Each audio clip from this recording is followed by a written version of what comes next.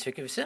Šioje video pamokoje aš jums noriu parodyti, kaip reiktų sugeneruoti video failą iš atskirų vaizdo failų. Vaizdo failai tai yra nuotraukos.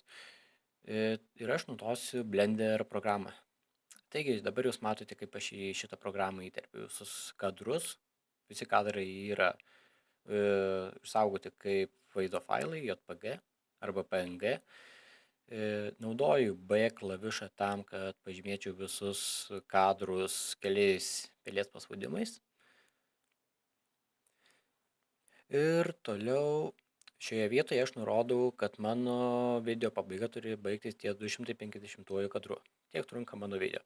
Dabar matome, kaip visi failai vaizdo yra susieti kaip serija ir jau įterpti į programą. Kitas žingsnis yra nustatyti išeigos parametrus. Tai yra išeigos video formatas. Kiti parametrai. Tai yra kokybės parametrai, rezoliucija, suspaudimo laipsnis, išeities aplankas, kurį aš dabar nurodau. Štai ir jis, patvirtinu. Ir toliau dar reikia nepamiršti pažymėti varnelę, kad aš susieju visus mano vaizdo failus kaip seriją, compositing. Ir spaudžiu animation ir mano video yra generuojamas iš atskirų vaizdo failų. Praėjus keliom minutėm galiu jau pažiūrėti rezultatą pačioje programoje. Štai ir jis, viskas sukasi. Veikia.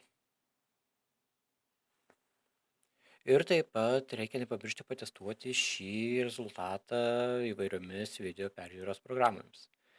Štai VLC Media Playeris jį atvaizduoja tai šitaip.